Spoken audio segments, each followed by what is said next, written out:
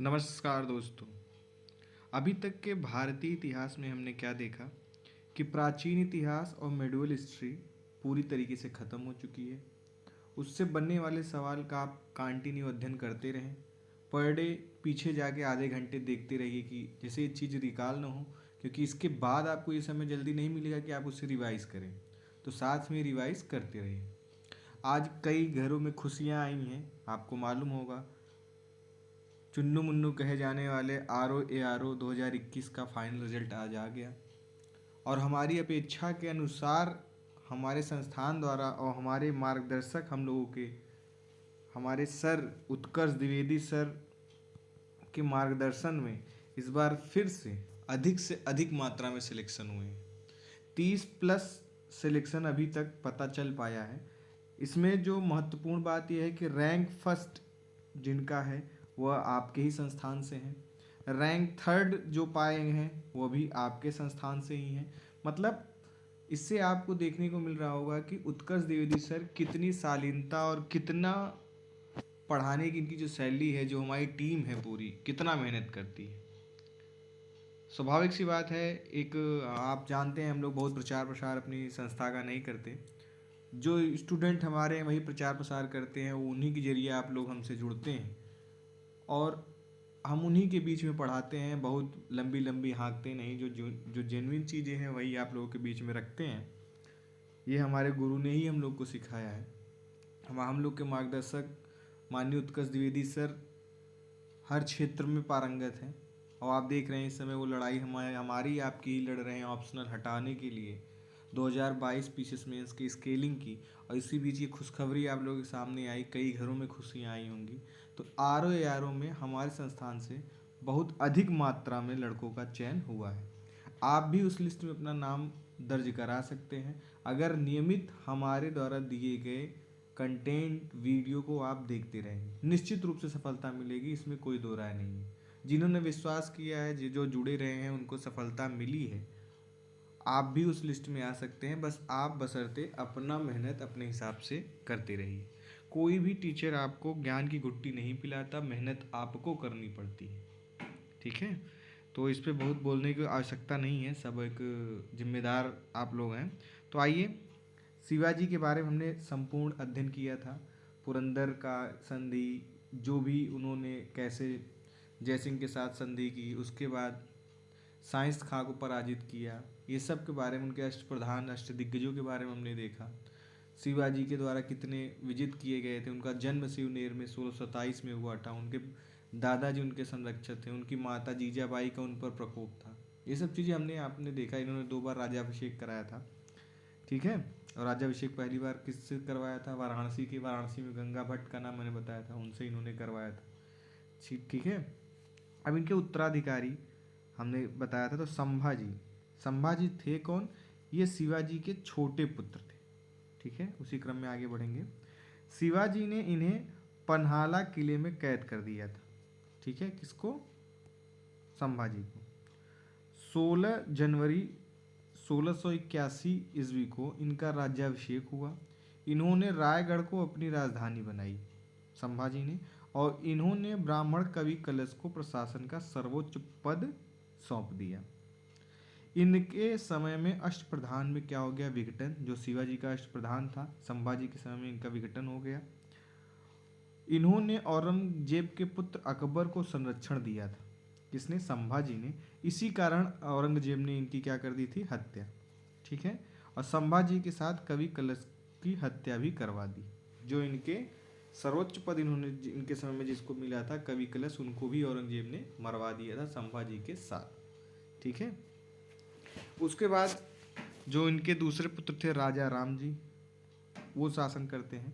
संभाजी की मृत्यु के बाद राजा राम को पुनः राजगद्दी पर बैठा दिया जाता है, बड़े पुत्र को। राजा राम स्वयं को साहू यानी संभाजी का पुत्र का प्रतिनिधि कहते थे। ठीक है, राजा राम स्वयं को साहू।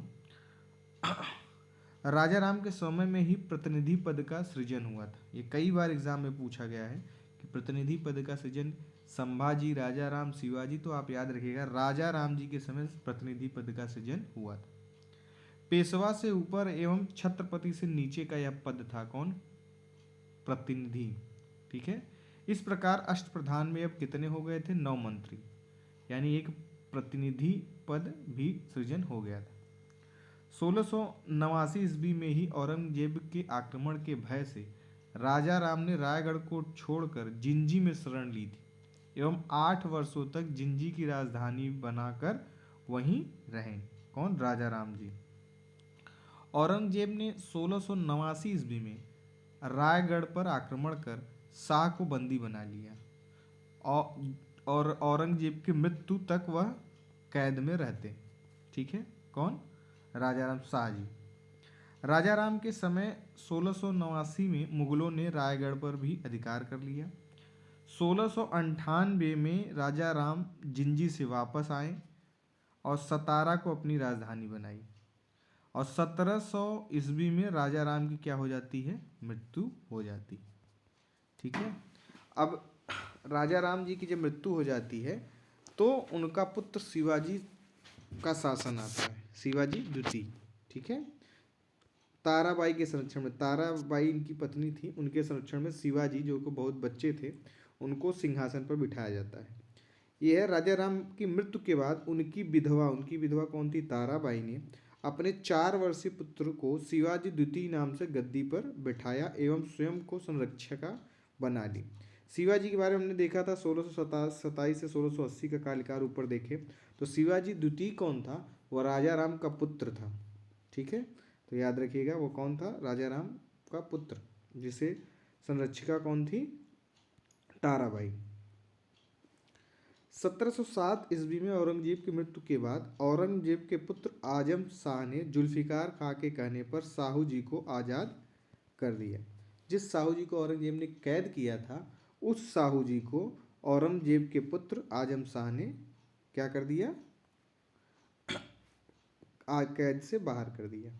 फिर अब साहू जी जब बाहर आते हैं तो साहू जी औरंगजेब की कैद से रिहा होने के बाद सतारा पहुंचा तो सतारा पर किसका शासन था? देखा है आपने, राजा राम के पुत्र शिवाजी, जिसका संरक्षका कौन कर रही थी? ताराबाई। तो अब इन्हीं दोनों के बीच युद्ध होता है, खेड़ा का महत्वपूर्ण युद्ध, वेरी इंपॉर्टेंट, याद रखिएगा। खेड़ा का युद्ध कब लड़ा जाता है? 12 अक्टूबर 1707 ईस्वी में। ठीक है, ये डेट भी पूछा जाता है, किसके बीच लड़ा गया ये भी जान लीजिए। यह ताराबाई की सेना और साहू जी की सेना के बीच लड़ा गया।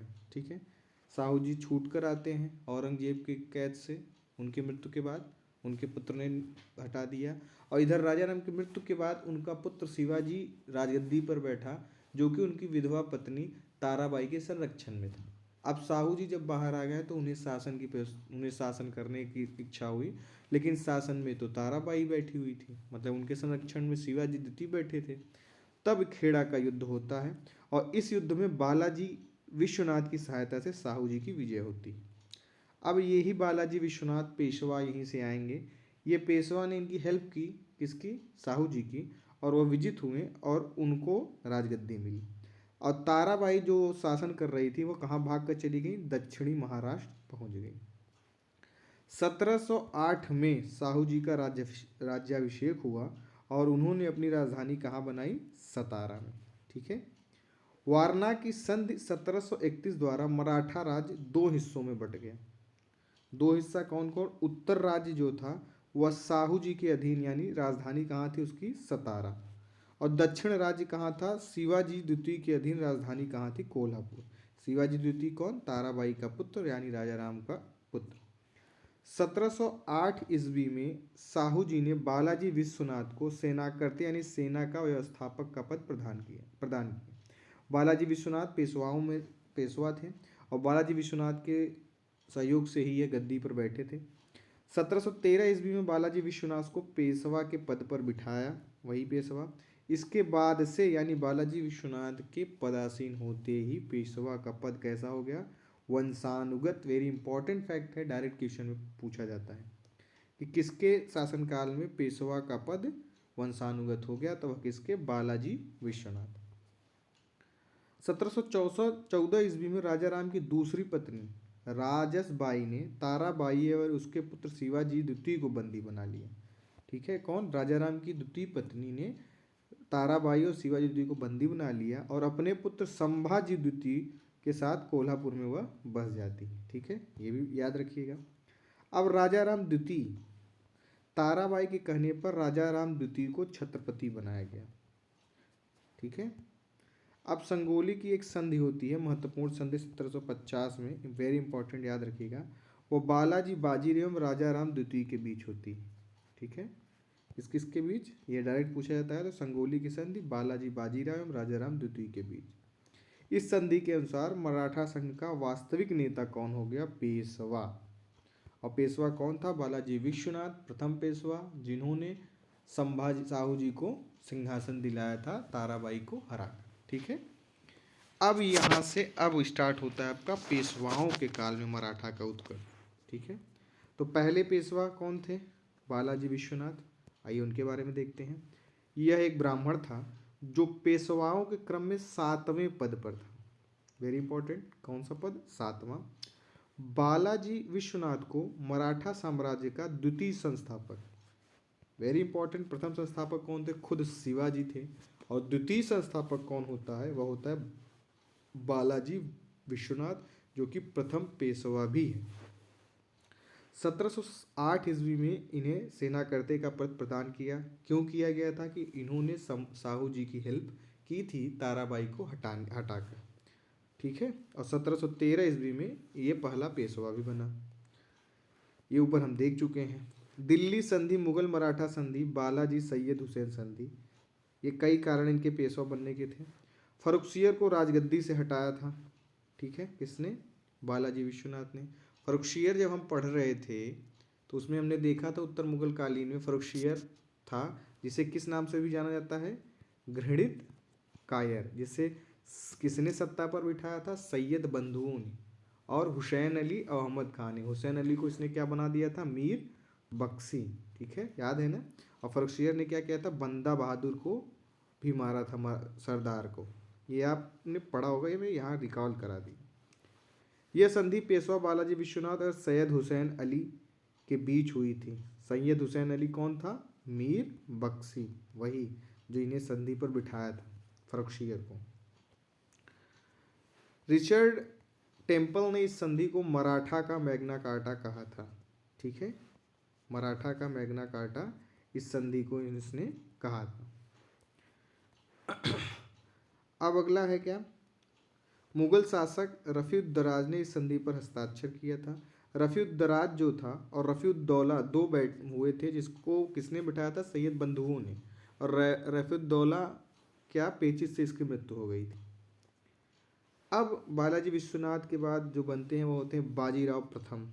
इनके बारे में आपने सुना भी होगा, मूवी भी आई थी एक, मस्तानी, इन्हीं पे बनी थी।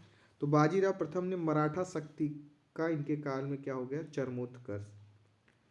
ठीक है, मुगल साम्राज्य की तात्कालीन स्थिति पर बाजीराव ने कहा, हमें इस जर्जर वृक्ष के तने पर प्रहार करना चाहिए, शाखाएं तो स्वयं ही गिर जाएंगी। जब आपने मूवी देखा होगा, उसमें साहू बैठे रहते हैं ऊपर और बुलाते हैं, तो वही शास्त्रार्थ का ज्ञान रणवीर सिंह इसमें रोल प्ले किए हैं। तो पहले शास्त्रार्थ से, फिर इन्होंने तीर कमान से अपना परिचय दिया था। तो उस समय उस मूवी में यही बात उन्होंने कही थी, वही चीज़ यहाँ पर है। ठीक है, तो मूवी भी बहुत आपको चीज़ें ज्ञान कराती है। सूकरखेड़ा के युद्ध में मराठों ने दक्कन के निजामुल मुल्क की मदद की एवं निजामुल ने मुगल सूबेदार मुबारिज खां को पराजित किया। ये जब हम पढ़ा रहे थे वो अलग मुगल काल, तो उसमें ये बात आई थी। सूकरखेड़ा का युद्ध फिर से रिकॉल हो गया, ये आपको आ जाना चाहिए, भूलना नहीं चाहिए ये चीज़, इसीलिए कहते हैं रिवीजन करते रहिएगा। फिर पालखेड़ा का युद्ध, महत्वपूर्ण युद्ध 1728 में लड़ा गया। इसमें बाजीराव ने निजाम को हराया। ठीक है, और इस युद्ध में हारने के बाद निजाम ने मुंशी शिवगांव की संधि की थी। किसके साथ, बाजीराव के साथ। इस संधि के बाद दक्कन में मराठा को किस स्थिति में हो गया, सबसे सर्वोच्च स्थिति में आ गया। फिर क्या होता है, ढबोई का युद्ध, बाजीराव ने त्र्यंबक राव को हराया। इस युद्ध में बाजीराव ने त्र्यंबक राव को हराया। 1738 ईस्वी में गुजरात को मराठा राज्य में इन्होंने मिला लिया। बाजीराव ने बहुत इसने कार्य किए थे। अमझेरा का युद्ध 1728 में बाजीराव ने मालवा के सूबेदार किसको, गिरधर बहादुर को पराजित किया था। और मुगल सूबेदार सवाई जय सिंह को ये उपाधि किसने दी थी, आप लोगों से है। वो बहादुर शाह जफर के बाद कौन बना, बहादुर शाह के बाद कौन था, जहादर शाह, ठीक है, जिसे किस नाम से उपाधि दी गई थी, लंपट मूर्ख कहा जाता था। इसके समय में कौन था, जुल्फिकार खां को बनाया था। लाल कुंवर स्त्री की वेश्या के यह अधीन था। ये सब चीज़ें आपको तुरंत याद आनी चाहिए अगर आप ठीक तरीके से वीडियो लेक्चर और पीडीएफ का अध्ययन कर रहे हैं तो। इसके बाद बताइए कि आप भूलते कहाँ हैं, इतना चीज़ों के बाद भी आप नहीं भूलेंगे। एक नाम लो, उसका पोस्टमार्टम कर दो पूरा। इस तरीके से पढ़ेंगे तो भूल के दिखाइए कैसे भूलते हैं आप लोग। भूलना तो है एक, लेकिन आप अगर किसी अध्ययन का कंटिन्यू बनाए रहेंगे तो 10% भूलेंगे, हम करें 30-40% भूलेंगे। दोबारा रिवीजन करेंगे तो 70-80% कवर हो जाएगा, और 70-80% कवर हो गया तो कोई एग्जाम में आप अच्छा खासा परफॉर्मेंस करेंगे ही करेंगे। बाजीराव ने मालवा के सूबेदार गिरधर बहादुर को भी पराजित किया था, ठीक है। मुगल सूबेदार, ये बात हो गई। पेशवा बाजीराव में मराठा सरदार उदाजी पवार एवं मल्हार राव होलकर के रोकने में असमर्थ रहा, ठीक है। 1735 ईस्वी में मालवा में मुगलों की सत्ता लगभग समाप्त हो गई थी इसके काल में, बाजीराव के। फिर बुंदेलखंड विजय करता है 1728 ईस्वी में। मराठों ने मुगलों से बुंदेलखंड के सभी विजित प्रदेश जो थे उसे वापस छीन लिए। छत्रसाल ने पेशवा की शान में आयोजित दरबार में एक मुस्लिम नर्तकी मस्तानी, यही उसी पे मूवी बनी थी, को पेश किया एवं कालपी, झांसी, सागर एवं हृदय नगर ये किसको दे दिया, पेशवा को जागीर में भेंट कर दिया, ठीक है। यह बाजीराव के साथ आ जाती है, फिर शादी करती है, उस मूवी में ऐसा दिखाया गया है। बाद में प्रेम में वो उधर मरती है, ये इधर मर जाते हैं, ठीक है। दिल्ली पर भी ये आक्रमण करता है, कब, 19 मार्च 1737 में। 3 दिन दिल्ली में रहने के पश्चात पेशवा को मालवा की सूबेदारी मिल गई एवं 13 लाख वार्षिक धनराशि की अदायगी के आश्वासन पर पेशवा वापस लौटता है। यानी ये दिल्ली तक इसने चढ़ाई की, किसने, बाजीराव ने। भोपाल का युद्ध 1738 में लड़ा गया। बाजीराव ने निजाम को घेर लिया एवं संधि करने पर विवश कर दिया निजाम को, और 1738 ईस्वी में दुरई सराय की संधि द्वारा संपूर्ण मालवा एवं नर्मदा से चंबल तक का क्षेत्र किसके अधीन आ गया, मराठों के। तो यानी बाजीराव के समय में बहुत बड़ा विस्तार मराठों ने किया। बसीन विजय 1739, मराठों ने पुर्तगालियों से बसीन हथिया लिया, ठीक है। अब 1732 ईस्वी में बाजीराव ने एक इकरारनामा तैयार किया जिससे संपूर्ण मराठा राज्य 4 नए मराठा राज्यों की आधारशिला तैयार हुई, ठीक है। अब वही देख लेते हैं चारों कौन कौन से हैं। ग्वालियर, यह किस है, सिंधिया राजवंश, ठीक है, रानोजी सिंधिया द्वारा, याद रखिएगा डायरेक्ट मिलान में आते हैं ये। नागपुर में कौन था, भोसले राजवंश, साहू के साथ इनका संबंध था। इंदौर क्या था, होलकर राजवंश, मल्हार राव होलकर द्वारा।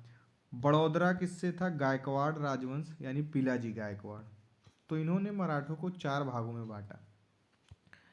बालाजी विश्वनाथ, फिर बाजीराव, अब बालाजी बाजीराव आते हैं, ठीक है। इनका एक अन्य नाम क्या था, नाना शाह, ठीक है।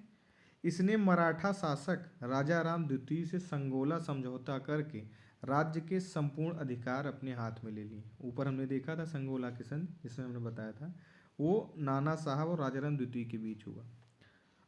1742 ईस्वी में झांसी मराठों का क्या हो गया, उपनिवेश बन गया। 1751 ईस्वी में उड़ीसा पर मराठों का अधिकार हो गया और बंगाल एवं बिहार से यह चौथा प्रांत बन गया। अब 1752 ईस्वी में क्या हुआ, निजाम एवं मराठों के बीच भलक की संधि हुई एवं बराड़ का आधा क्षेत्र किसको मिल गया, मराठों को। सिंध खेड़ा युद्ध, ये भी महत्वपूर्ण है। 1757 में मराठों ने निजाम से कई प्रदेश हथियाए, और 1757 का एक महत्वपूर्ण युद्ध हमने देखा था अभी पीछे, वह कौन था, प्लासी का युद्ध, ठीक है। अंग्रेज और सिराजुद्दौला के बीच लड़ा गया, जिसमें मीर कासिम ने गद्दारी की सॉरी मीर जाफर ने, और जीत जाते हैं अंग्रेज, ठीक है। लेकिन सिराजुद्दौला दौला के समय हमने क्या देखा था कि 20 जून 1756 में क्या किया था इसने, काल कोठरी की घटना आपने देखा होगा, हमने वहाँ चर्चा की थी, ठीक है। उदगीर का युद्ध 1760 ईस्वी में मराठों ने निजाम को हराकर अहमदनगर, दौलताबाद, बुरहानपुर एवं बीजापुर हासिल किए, ठीक है। और बालाजी बाजीराव के समय ही पानीपत का तीसरा युद्ध हुआ। पानीपत का तीसरा युद्ध 2-3 बार चर्चा हो चुका, कब हुआ, 1761 ईस्वी में। और पानीपत का तीसरा युद्ध किसके समय में, अहमद शाह अब्दाली 5वीं बार आक्रमण किया था, जब वापस उसने मोहम्मद शाह को, जब हम पढ़ रहे थे तो उस समय इसने आक्रमण किया था, ठीक है। 5वीं बार उसने पानीपत के तृतीय युद्ध में लड़ाई लड़ी मराठों से, ठीक है। और इस युद्ध में क्या होती है कि मराठों की हार हो जाती है। इससे मराठा शक्ति क्या होती है, बहुत इनको नुकसान पहुंचता है। पानीपत, रणवीर कपूर नाम है उनका, क्या है नाम उनका, अभी एक मूवी बनी थी पानीपत तृतीय, आया भी था, उस पर यह मूवी बनी थी, तो देखने लायक थी वह मूवी। सदाशिव उसमें थे। माधवराव प्रथम, बालाजी विश्वनाथ बाजीराव, फिर बालाजी बाजीराव के बाद कौन है, माधवराव प्रथम। पानीपत के तीसरे युद्ध में हार के बाद मराठों की प्रतिष्ठा को पुनः बहाल करने की इन्होंने, किसने, माधवराव प्रथम ने कोशिश की। हैदराबाद के निजाम एवं मैसूर के हैदर अली को चौथ देने के लिए इन्होंने बाध्य कर दिया। मैसूर, हैदर अली का मैसूर बहुत मशहूर क्षेत्र था। 4 आंग्ला मैसूर युद्ध सब हुए थे 1767 में, 1767 से 1769, 1780 से 1784 द्वितीय आंग्ला मैसूर युद्ध, 1790 से 1792 तृतीय आंग्ला मैसूर युद्ध, और 1799, ठीक है, चतुर्थ आंग्ला युद्ध। तो द्वितीय में हैदर अली स्वयं मर जाता है, और चतुर्थ में तात्या टोपे सॉरी टीपू सुल्तान, हैदर अली के पुत्र, इनकी भी मृत्यु हो जाती, ठीक है। जेकोरियन क्लब टीपू सुल्तान ने बनाया था, ठीक है। और जो प्रथम द्वितीय आंग्ला मैसूर, इसमें 3 संधियाँ होंगी। पहली होगी मद्रास की संधि, प्रथम आंग्ला मैसूर युद्ध, सॉरी मद्रास, हाँ ऐसे कुछ है, फिर मैंगलोर की संधि, फिर थर्ड जो हुई थी, थर्ड आंग्ला मैसूर युद्ध, वह किसकी थी, श्रीरंगपट्टनम की संधि। इसमें थोड़ा कन्फ्यूजन है, देख लीजिएगा। और लास्ट में लॉर्ड वेलेजी ने सहायक संधि लाई थी, जिसको टीपू सुल्तान मना कर रहा था, और लास्ट में लॉर्ड वेलेजी के काल में ही 1799 के काल में इसकी मृत्यु होती है। जो तृतीय होता है मैसूर, वह लॉर्ड कार्नवालिस के समय में होता है। ये सब फैक्ट पूछे जाते हैं। और जो प्रथम होता है वह किसके बीच होता है, ये सब क्वेश्चन आपके लॉर्ड हेस्टिंग के समय, ये डायरेक्ट क्वेश्चन आपके एग्जाम में पूछे जाते हैं, इसलिए मैंने यही पोस्टमार्टम इसका कर दिया। वो आगे पढ़ाऊंगा तो आपको रिकॉल आ जाना चाहिए। अगला है नाम नारायण राव, माधवराव प्रथम के बाद नारायण राव। नारायण राव कौन था, माधवराव का छोटा भाई था, और इसकी हत्या किसने कर दी, रघुनाथ राव ने। अब कौन आता है, माधव नारायण राव, यह नारायण राव का पुत्र था, ठीक है। नाना फड़नवीस के नेतृत्व में मराठा राज्य की देखभाल के लिए 12 भाई कैंसिल का नियुक्त किया गया। अब बाजीराव द्वितीय, ठीक है, बाजीराव प्रथम हमने ऊपर देखा ना, बालाजी विश्वनाथ बाजीराव, फिर बालाजी बाजीराव, अब बाजीराव द्वितीय।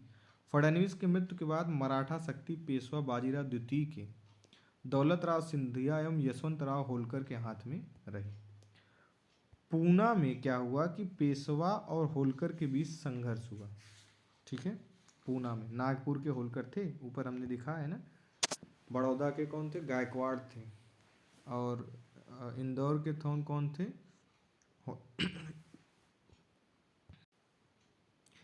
इंदौर के कौन थे, होलकर थे, ठीक है। ग्वालियर का कौन थे, सिंधिया राजवंश। नागपुर कौन था, भोसले, ठीक है। अब बड़ौदा कौन था, गायकवाड़ राजवंश। पेशवा बाजीराव द्वितीय एवं दौलत राव सिंधिया ने होलकर के खिलाफ षड्यंत्र रचा, और 1801 ईस्वी में पेशवा ने जसवंत राव होलकर के भाई बिट्टू जी को निर्मम हत्या इन्होंने कर दी। अब जसवंत राव होलकर ने 1802 ईस्वी में पूना पर आक्रमण किया एवं पेशवा और सिंधुआ की संयुक्त सेना को हराकर हृदयसर नामक स्थल पर पराजित कर पूना पर कब्जा कर दिया और बाजीराव द्वितीय बसीन भाग गया। यहाँ उसने 31 दिसंबर को 1802 ईस्वी में अंग्रेजों के साथ बसीन की संधि, कई एग्जाम में पूछा जाता है, तो किसने बसीन की संधि की थी? बाजीराव द्वितीय ने। अब मराठा रियासतें, मराठा क्षेत्र क्या थी? मुख्य रूप से 6 रियासतों में बटा था। सतारा, छत्रपति, पुणे, पेशवा, ग्वालियर, सिंधिया, इंदौर, होलकर, ये हमने ऊपर देखा। अब सिंधिया राजवंश जो ग्वालियर से संबंधित है, थोड़ा थोड़ा उनके बारे में देख लीजिए। मैं फ्रेंड, मालवा में सिंधिया वंश की स्थापना किसने की थी? राणोजी सिंधिया। प्रारंभ में इसकी राजधानी क्या थी? उज्जैन में थी। बाद में कहाँ किया? ग्वालियर। महादजी सिंधिया इस वंश का एक प्रतापी शासक हुआ और 1803 ईस्वी में दौलत राव सिंधिया ने अपने क्षेत्र को अंग्रेजों के समर्पण के लिए बाधित कर दिया। भोसले राजवंश, यह नागपुर के भोसले थे। कौन थे संस्थापक? रघुजी भोसले। रघुजी भोसले को बंगाल एवं बिहार में साम्राज्य विस्तार का जिम्मेदार माना जाता है। गायकवाड़, गुजरात के गायकवाड़ वंश की स्थापना पीलाजी राव गायकवाड़ ने की थी, यानी बड़ौदा। गायकवाड़ गुजरात में मराठा सेनापति दबादे परिवार के अधीनस्थ थे। दामाजी राव गायकवाड़ मराठी सेना के साथ पानीपत के तृतीय युद्ध में अंग्रेजों के खिलाफ इन्होंने लड़ाई लड़ी थी। वेरी इंपॉर्टेंट, ठीक है। होलकर राज्य, मल्लाव राज होलकर ने होलकर राजवंश की स्थापना कहाँ की थी? इंदौर में की थी। अहिल्याबाई होलकर, यह होलकर वंश का गौरव एवं कुशल शासकिया, महिला शासकिया थी, ठीक है, होलकर वंश की। यह मल्लाव राव होलकर के पुत्र खाडे राव होलकर की कौन थी? पत्नी थी। और मालवा के इंदौर क्षेत्र में शांति, लुटेरों से मुक्ति एवं अनेक सामाजिक एवं धार्मिक तथा मंदिर, धर्मशाला, सड़क, घाट, कुएं, बावड़ियों के निर्माण के लिए इनको याद किया जाता है, अहिल्याबाई होलकर जी को।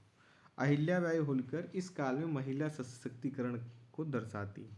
जब निबंध आप लिखते हैं तो इनका नाम आप मेंशन कर सकते हैं कि इस महिला ने ये कार्य किए थे।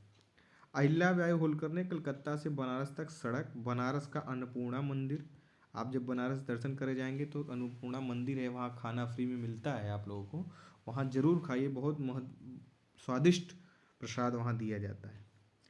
गया में विष्णु मंदिर इन्होंने ही बनवाया। बनारस के काशी विश्वनाथ मंदिर की वर्तमान आकृति का निर्माण किसने कराया था? अहिल्याबाई होलकर जी ने ही करवाया था। और रणजीत सिंह ने मंदिर के लिए सोना दान किया एवं 2 स्वर्ण गुंबद भी बनवाए, ठीक है। तो ये महत्वपूर्ण चीज़ें आपने देखी कि इन्होंने बनारस में इतने कार्य किए। कौन? अहिल्याबाई होलकर जी ने। अब आंग्ला मराठा के कई युद्ध हुए थे, उसको हम विस्तृत रूप से देखेंगे। सूरत की संधि, डेट याद रखिएगा, 1775 ईस्वी, बंगाल की अंग्रेजी सेना एवं रघुनाथ राव के बीच में हुई। इस संधि में तय हुआ कि अंग्रेज रघुनाथ राव को पेशवा बनाने में मदद करेंगे और मराठे बंगाल एवं कर्नाटक पर आक्रमण नहीं करेंगे, ठीक है। इसमें सूरत की संधि में। अब प्रथम आंग्ला मराठा युद्ध कब लड़ा गया? 1775 से 82 में। 18 मई 1775 में आरस के मैदान में अंग्रेज और मराठों के बीच पहला संघर्ष हुआ और इस प्रथम युद्ध में मराठों की क्या हुई? हार। पुरंदर की संधि कब हुई? 1776, वेरी इंपॉर्टेंट, डेट याद रखिएगा। वारेन हेस्टिंग ने पूना दरबार में कर्नल अपटन या कर्नल, ये गलत है कुछ, को भेजकर यह संधि की, परंतु यह संधि कार्यान्वित नहीं हुई। बड़गांव की संधि, ठीक है, पूरे दरबार एवं अंग्रेजों के बीच हुई और वारेन हेस्टिंग इस संधि को मानने से इनकार कर दिया। प्रथम गवर्नर जनरल था बंगाल का, ठीक है, वारेन हेस्टिंग। इसी के समय में क्या हुई थी कि कलकत्ता में उच्च न्यायालय की स्थापना हुई थी। कई चीज़ें इन पर ही महाभियोग लगा था, जबकि वो साबित नहीं हो सका, ठीक है। इसको हम पढ़ाएंगे जब, तो विस्तृत रूप से पढ़ाएंगे, यहाँ आई तो हम चर्चा कर दे रहे हैं। सालबाई की संधि 1782 ईस्वी में महादजी सिंधिया की मध्यस्थता से पूना दरबार एवं अंग्रेजों के बीच 17 मई 1782 ईस्वी में यह संधि हुई। इसमें आंग्ला मराठा संघर्ष रुका। इस संधि से अंग्रेजों ने रघुनाथ राव का साथ छोड़ माधव नारायण राव को क्या बना दिया? पेशवा। अब द्वितीय आंग्ला मराठा युद्ध कब लड़ा गया? 1803 और 1805। 1802 हमने ऊपर देखा था, वह क्या था? बसीन की संधि। इनकी संधियाँ बहुत पूछी जाती है, तो एक कॉपी पेन में जरूर लिखिएगा अच्छे तरीके से।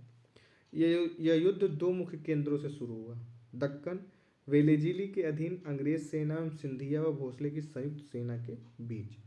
इसमें वेलेजिली विजयी रहा और जनरल लेके के अधीन अंग्रेज सेना एवं सिंधिया की सेना के बीच उत्तर भारत में इसमें भी अंग्रेज सेना ने विजय प्राप्त की। तो प्रथम आंग्ला मराठा युद्ध किसके समय में हुआ? Warren Hasting. और द्वितीय जो हो रहा है वह किसके समय में हो रहा है? लॉर्ड वेलेजिली। ठीक है, द्वितीय आंग्ला मराठा युद्ध इसी के साथ, और चतुर्थ आंग्ला मैसूर युद्ध दोनों वेलेजिली के समय में होते हैं। ठीक है, अगला है देवगांव की संधि। यह भोसले एवं अंग्रेजों के बीच होती है 1803 में। ये डेटे याद रखिएगा, डायरेक्ट आते हैं।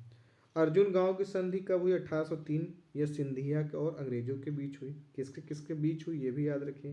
तृतीय आंग्ला मराठा युद्ध, ये युद्ध पेशवा अंग्रेजों के मध्य हुआ, जिसमें पेशवा इसमें भी हार जाते हैं। पूना में एक संधि होती है, डेट याद रखिएगा 1817, पूछी जाती है। पेशवा बाजीराव एवं अंग्रेजों के बीच होती है पूना की संधि। इस संधि में पेशवा को मराठा संघ की प्रधानता छोड़नी पड़ी इस संधि के साथ। और दौलत राज सिंधिया और अंग्रेजों के बीच 5 नवंबर 1817 ईस्वी में ग्वालियर की भी संधि होती है। ठीक है, तो पूना की संधि और ग्वालियर की संधि दोनों कब होती है? 1817 ईस्वी में। नागपुर के भोसले और अंग्रेजों के बीच 27 मई 1816 ईस्वी में सहायक संधि हुई। ठीक है, होलकर एवं अंग्रेजों के बीच 6 जनवरी 1818 ईस्वी में मंदसौर की संधि हुई। मंदसौर की। तो इस सभी संधियाँ जरूर लिख लीजिएगा एक जगह, ये कई बार पूछे हैं। पेशवा और अंग्रेजों के बीच 2 बार संघर्ष हुआ। कोरेगांव में भी हुआ संघर्ष 1 जनवरी 1818 में, पेशवा की हार हुई। और अंटी में भी हुआ, तो भी क्या हुई? पेशवा पराजित हुआ। पेशवा बाजीराव ने 3 जून 1818 में सर जॉन मेलकम के समक्ष आत्मसमर्पण कर दिया। और बाजीराव द्वितीय को 8 लाख रुपए वार्षिक पेंशन पर कानपुर के समीर बिठूर में रहने की इनको आज्ञा दे दी गई, बाजीराव द्वितीय को। और मराठा साम्राज्य का जो अंतरिम छत्रपति था वह था शाहजी अप्पा साहेब। वेरी इंपॉर्टेंट, अंतिम जरूर याद रखिएगा। तो ये पूरा कार्यकाल शिवाजी से चलता हुआ अप्पा साहेब तक आया। कैसे पेशवा के अधीन रहा, कैसे द्वितीय हुआ, इन सब बारे में हमने विस्तृत रूप से चर्चा की। अब मराठों के पतन के कई कारण थे। क्या था कि मराठों का जो बाद का शासन था वह अकुशल नेतृत्व का था। और क्या था, इनकी जो सैन्य प्रणाली थी वो समय के साथ बदली नहीं। मराठों के पास कोई नौसेना नहीं थी, जबकि अंग्रेज जो है पर्याप्त थे इसमें। इनका जो गुप्तचर प्रणाली थी वह अच्छी नहीं थी। मराठा सरदार जो थे होलकर और गायकवाड़, ये स्वयं आपस में लड़ा करते थे। इस वजह का फ़ायदा भी अंग्रेजों ने उठाया। तो ये आपका पूरा संपूर्ण मराठा आपने देख लिया, मराठा साम्राज्य से। अब इससे बनने वाले कोई भी क्वेश्चन आपके एग्ज़ाम में गलत नहीं होने चाहिए। आपके एग्ज़ाम के लिए आपको बहुत बहुत शुभकामनाएं। बहुत बहुत धन्यवाद।